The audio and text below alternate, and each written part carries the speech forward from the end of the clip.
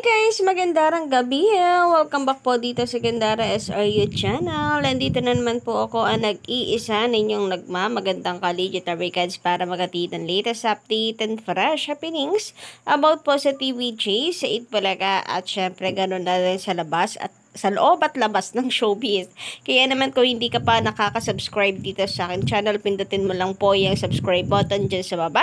Pakidamay na rin ng notification bell na pakikulimbang na rin po niyan para maging updated kayo sa susunod nating balita. Pero bago po natin simulan mga kadabikan sa ating update, shoutout po sa lahat na nakikinig ngayon dito sa aking channel. Magandang gabi sa inyo. Maraming salamat sa pagtutok at pag-aabang sa aking panibagong update. And eto na naman nga po tayo, panibagong araw, panibagong update na naman ang pag-uusapan. And ngayon, ang ating pong topic ay pumapatungkol sa inaasahan pong first day ng Eat Showtime sa GMA 7. So, isang question mark pa din po kasi sa marami kung saan ito gaganapin. Sa studio ba ng ABS-CBN? Studio ng GMA? Or meron pa silang ibang balak para paghandaan ang araw na ito mga kadarikas? Alam niyo naman kasi guys, ang Itbulaga noon nung nasa GMA 7 ay talagang bongga po kapag may mga malalaking event. Kagaya nung sa Aldab, may pa-Philippine Arena mga kadarikans. So marami pong na umaasa na talagang bongga po ang magiging selebrasyon since kasabayan daw po ito ng pagse-celebrate ng birthday ni Vice Ganda. Kaya naman may nag-a-assume na nga na baka lagpasan pa nito ang pinakamataas na nakamit ng TVJ na ratings mula nang sila ay lumipat dito sa TV5 ang 8%. Meron din nagsasabi na talagang lalampasuhin po ang Itbulaga bukas. Baka umabot ng 6% yan. Then ang TVJ na sa regular lamang nitong ratings na 4% kasi hanggang doon lang daw talaga ang fandom ng Itbulaga. Kahit mag-stay at maging loyal ang mga ito, hindi aarangkada ang kanilang ratings dahil sa selebrasyon ng Showtime. Grabe din, ano? Ang aga po. Ang agang napakahangin. Charis. So, isa lamang po ito sa mga nakikita natin na reaksyon at opinion sa paglipat ng Showtime sa GMA 7. Siguro nasa 6 to 8% ang ratings ng Showtime at 45% ang Itbulaga. Dapat happy na dyan ang EB. Yan lang talaga ang kakayanin ng signal reach ng TV5.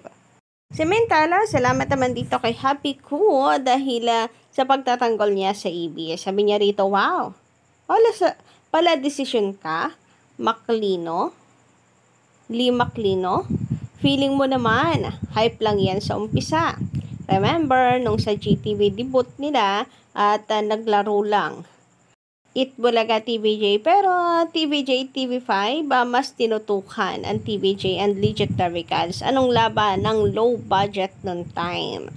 So, low budget nun time daw po ang Showtime. Well, ayoko naman gamitin ito panlaban po sa Showtime kasi we all know naman yung pinagdaanan po ng ABS-CBN na wala po silang franchise. So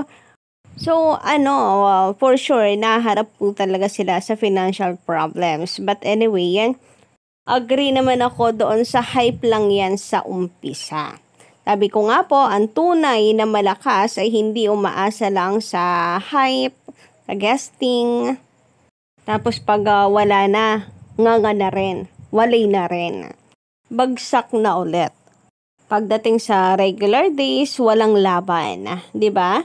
Samantala, kanina nga sa previous vlog po natin, na pag-usapan po natin at tinalakay ang tungkol sa balak po ng ibang Janela fans na i-boycott ang Eat Showtime para bukas. Dahil nga po sa naging issue kay Janela Salvador.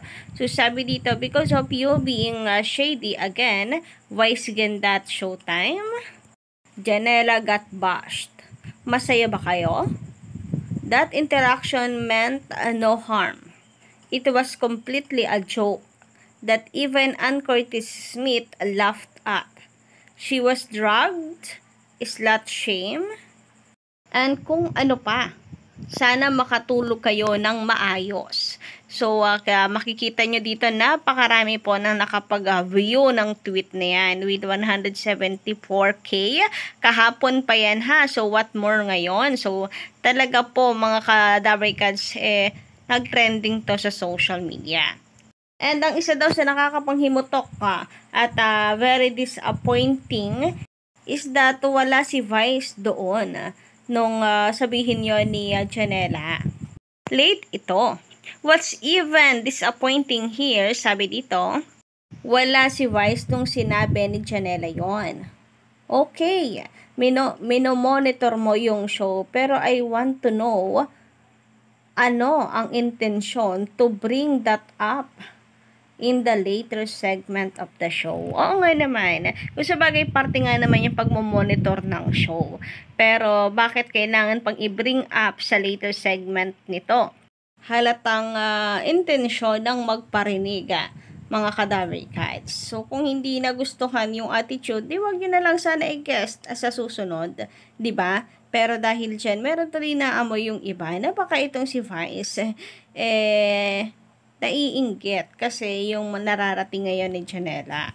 Baka sa isip ni Vice, umaangat lang sa buhay, uma-attitude na without knowing na ito po ay parte lang ng joke ni Janela, hindi lang talaga nagland.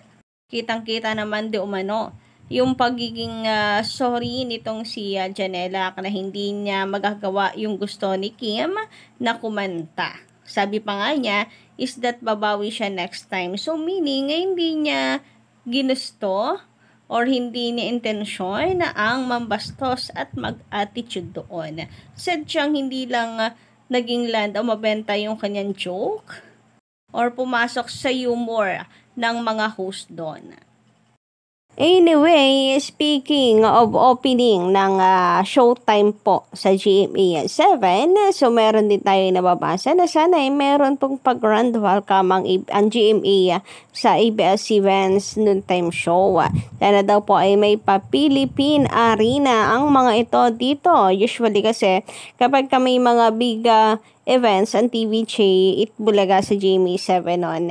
Kung matatandaan ninyo, kagaya ng All the Days, di ba?